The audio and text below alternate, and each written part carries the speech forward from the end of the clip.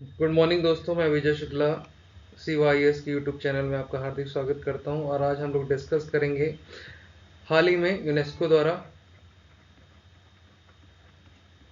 42वां world heritage site India में total 42 world heritage site हो चुके हैं वर्तमान में। और यूनेस्को द्वारा कर्नाटक के होयसल मंदिर समूह को वर्ल्ड हेरिटेज साइट में शामिल किया गया है।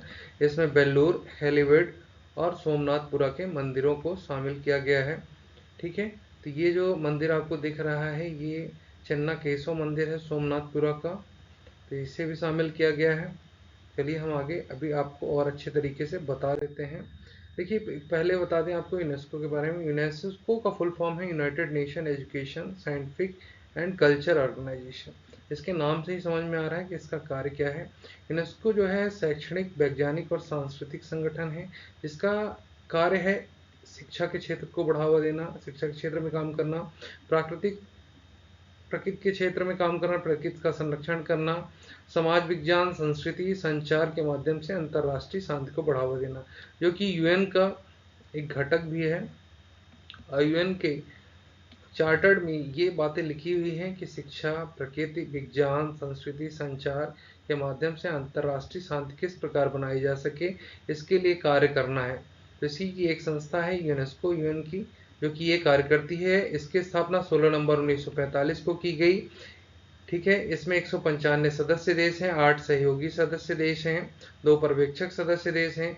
इसका मुख्यालय पेरिस, फ्रांस में है। वैश्विक धरोहर इमारतों और पार्कों के संरक्षण में भी ये सहयोग करता है। इसके वर्तमान महानिदेशक आंद्रे एंजोल हैं, जो कि आपके प्री एग्जाम के पॉइंट ऑफ व्यू से पूछा जा सकता है। और भारत 1946 से यूनेस्को का सदस्य है। वर्तमान में 42 वर्ल्ड हेरिटेज साइट भारत की यूनेस्को में शामिल हो चुकी हैं। जो 42वीं कौन सी है आपकी? होयसल मंदिर समूह। ठीक है, और रविवार को पिछले शांति निकेतन, रविन्द्रनाथ टैगोर जी द्वारा स्थापित शांति निकेतन को वर्ल्ड हेरिटेज साइट में शामिल किया गया था। सोमवार को होयसल मंदिरों को शामिल करने की घोषणा की गई। शांति निकेतन के बारे में बता दें, 1901 में रविन्द्रनाथ टैगोर ने इसकी स्थापना की थी। ये आर्ट स्कूल है। इस स्कूल को विश्वविद्यालय का दर्जा प्राप्त हो चुका है 1921 से। ये एक रेजिडेंशियल स्कूल है जहाँ पे आर्ट से संबंधित बच्चों को चीज़ें सिखाई जाती हैं, कला से संबंधित चीज़ें सिखाई जाती हैं। अब कर्नाटक के होयसल मंदिर समूह के बारे में आपको बता दें, 3 जगह के मंदिरों को शामिल किया गया। वैसे होयसल जो मंदिर शैली है वो कई जगहों पे विद्यमान है, लेकिन मेन बेल्लूर, हलेबीड और सोमनाथपुरा के होयसल मंदिर समूहों को इसमें विश्व विरासत सूची में शामिल किया गया है। और ये घोषणा की गई है। सऊदी अरब में बैठक चल रही है यूनेस्को की, ये 45वीं बैठक है सत्र की। और इसके दौरान ही समिति ने निर्णय लिया कि इन दोनों को, फैसल मंदिर समूह को और शांति निकेतन को, वर्ल्ड हेरिटेज साइट में शामिल किया जाए। ये हम आपको बता चुके हैं। ये बंगाल में है शांति निकेतन, रविन्द्रनाथ टैगोर जी के द्वारा स्थापित किया गया था। चलिए आगे बढ़ते हैं। कर्नाटक होयसल मंदिर जो है 13वीं शताब्दी में निर्मित किए गए। देखिए, होयसलों का अगर बात की जाए तो 11 से 13वीं शताब्दी तक होयसल वंश के राजाओं का कर्नाटक के क्षेत्र, आंध्र प्रदेश और तेलंगाना के कुछ क्षेत्रों में इनका प्रभाव था, इनका साम्राज्य था। भारत में यूनेस्को की वर्तमान में 42 स्थलों को जोड़ा जा चुका है। इसमें सांस्कृतिक श्रेणी में 34 स्थल हैं, प्राकृतिक श्रेणी में 7 स्थल हैं जो कि नेशनल पार्क्स हैं, और एक आपका कंचनजंगा नेशनल पार्क है जो कि मिश्रित श्रेणी में है। उसमें प्राकृतिक भी है और सांस्कृतिक भी है, तो मिश्रित है कंचनजंगा नेशनल पार्क सिक्किम में जो है। और 7 प्राकृतिक श्रेणियां हैं, तो इसमें आपको पता ही होगा, आप ये एक बार सर्च कर लीजिएगा। हम और विस्तृत अभी आज हम इसके बारे में बात करेंगे, किसी दिन इस पर भी डिस्कस कर लिया जाएगा। वैसा वंश मूलतः पश्चिमी घाट, देखिए वेस्टर्न घाट और पूर्वी घाट।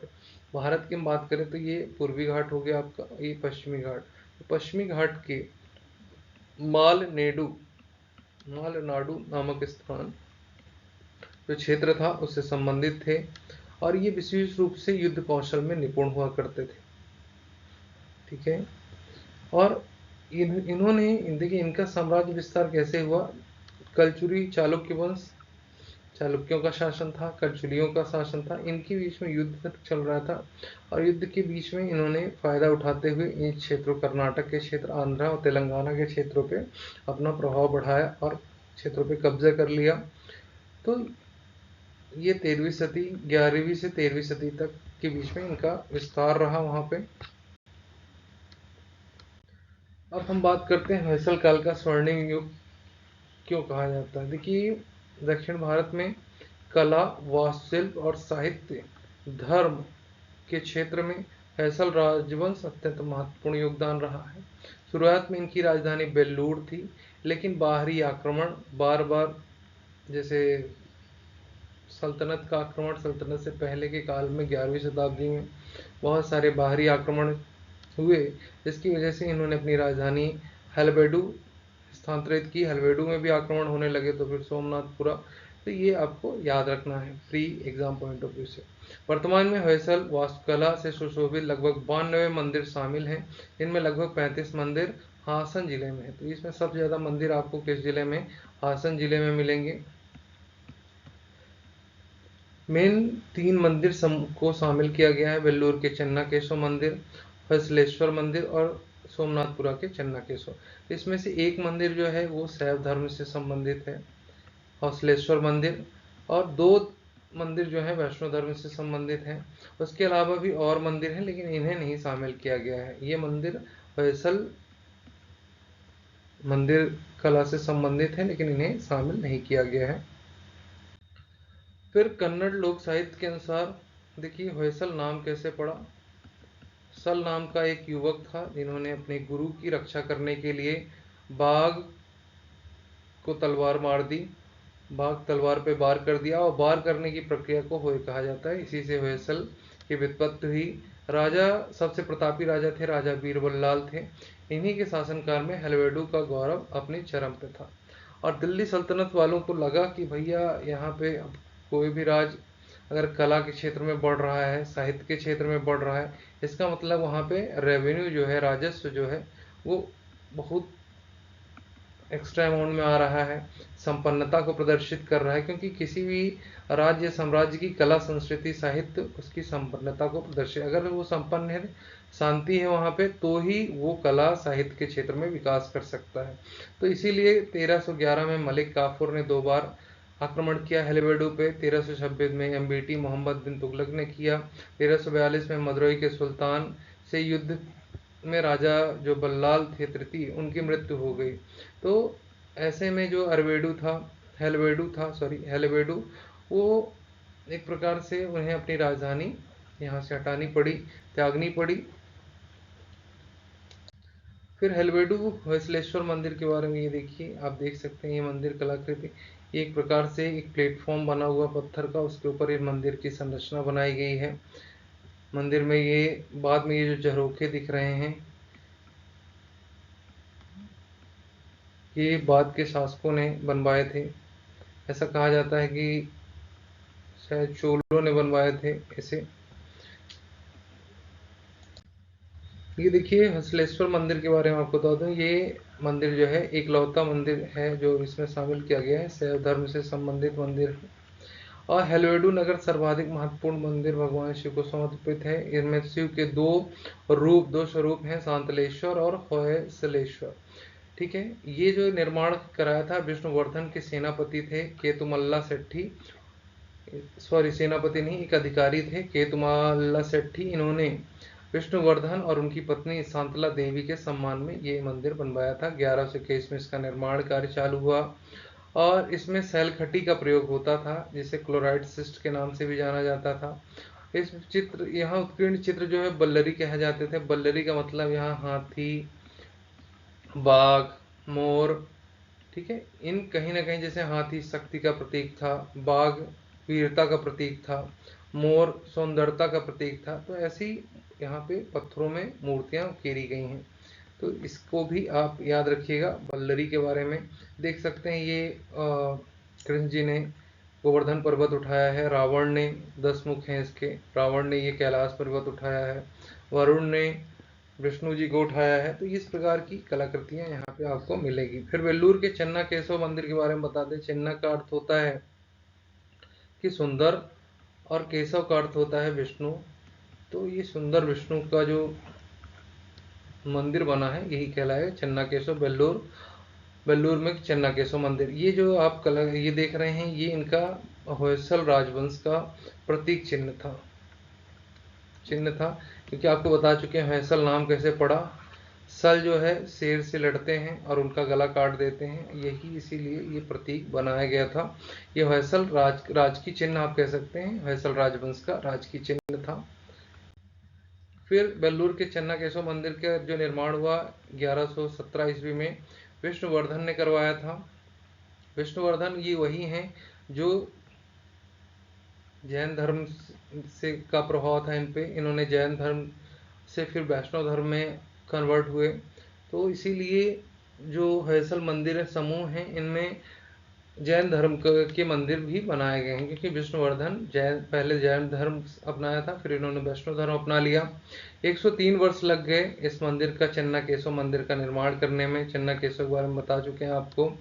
फिर विष्णुवर्धन द्वारा चोल वंश, देखिए दो इसमें कहानियां हैं। एक तो कुछ लोग ये कहते हैं कि चोल वंश द्वारा अर्जित की गई सैन्य विजय की स्मृति में इन्होंने चन्ना केशव मंदिर बनवाया, और कुछ लोग ऐसा भी कहते हैं कि स्थानीय मान्यता है कि जैन धर्म त्याग कर वैष्णव धर्म में आए और इस उपलक्ष्य में चन्ना केशव मंदिर बनवाया। इनके जो गुरु थे रामानुजाचार्य थे, जिनसे प्रभावित होकर इन्होंने हिंदू धर्म अपना लिया। ये भरतनाट्यम में निपुण थे, इसलिए इन्हें नृत्य साम्राज्ञी भी कहा जाता था। तो ये भी pre exam point of view से जरूरी है कि विष्णुवर्धन ही थे। तो एक तो इनका कन्वर्जन, दूसरा इनके द्वारा चन्ना केशव मंदिर का निर्माण, और तीसरा इनके द्वारा भरतनाट्यम किया जाना। तो ये आपको याद रखना है। फिर सोमनाथपुरा का चन्ना केशव, ये भी वैष्णव धर्म को संबंधित विष्णु जी का, क्योंकि नाम से ही हम इसको अनुमान लगा सकते हैं कि वैष्णव धर्म से संबंधित मंदिर है। इस मंदिर के बारे में बता दें तो इसका नरसिंह तृतीय के जो सेनापति थे सोमनाथ दंड नायक ने 1258 में इसका करवाया था। ये 18 खंभों में बना हुआ है। एक प्लेटफॉर्म के ऊपर 18 खंभे में इसका निर्माण किया गया है। ये 4 दीवारी में स्थित है। सोमनाथ जो है, सोमनाथपुरा, वो मैसूर से लगभग 38 किलोमीटर दूर कावेरी नदी के पास स्थित है।